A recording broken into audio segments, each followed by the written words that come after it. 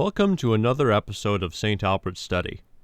Today, dearest listener, I wish to discuss the man himself, St. Albert the Great, also known as Albertus Magnus. I firmly believe that you will find him to be a man of great academic inspiration. He was chosen as the patron saint of this channel and broadcasts because of his theological and philosophical prowess. I pray for his intercession that this and all the broadcasts on this channel named for him may be accurate, orthodox, and fruitful for the salvation of souls.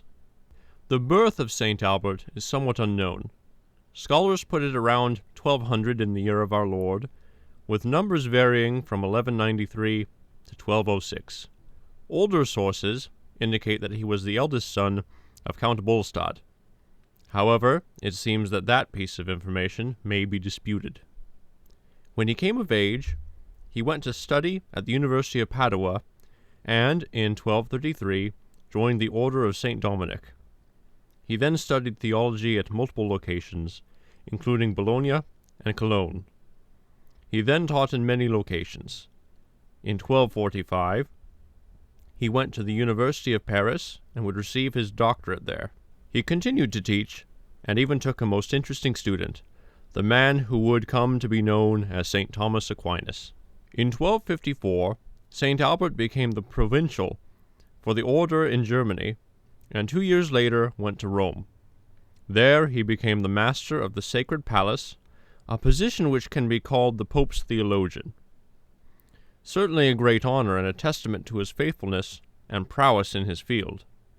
He would later leave Rome, and even resign from his office of provincial in order to continue his theological pursuits. As with most great men in the Church, he was called to offer up his own desires, and was made the Bishop of Ratisbon in 1260. The Master General of the Dominicans tried to prevent his becoming bishop, since he wanted to keep the services of St. Albert, but was unsuccessful. St. Albert would eventually resign from the office of bishop and go back to teaching at Cologne. He was called to the Council of Lyons, and was quite saddened by the news that St. Thomas Aquinas had died on the way in 1274.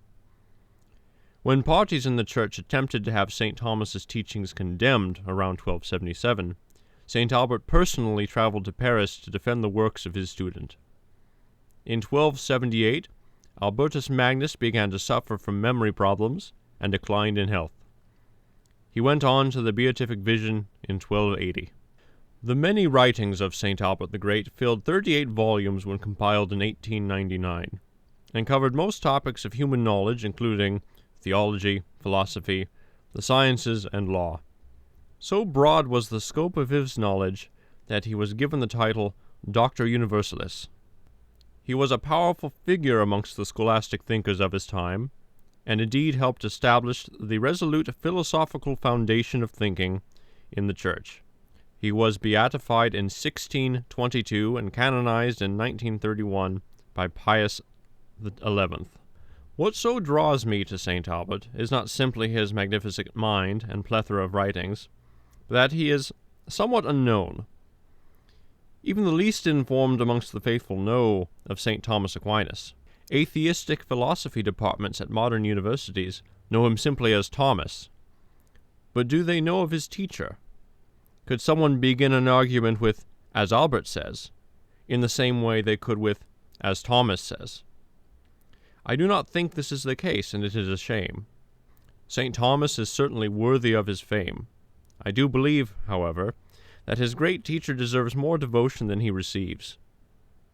In order to further this end, I have ordered a copy of one of his works on cleaving to God, and intend to share it with you on this program in the future. Until then, I hope that you take interest in this good and holy saint, and pray for his intercession. We are all in the heresy of modernism, called the synthesis of all heresies by Pius X. It affects all of us, and has clouded our minds to the truth. Pray that our Lord Jesus Christ delivers you and I from this fog. Pray for the intercession of St. Albertus Magnus, that we might be granted minds like him by the Lord. Until next time, may the Almighty and ever-living God bless you and keep you, and may St. Albert pray for you.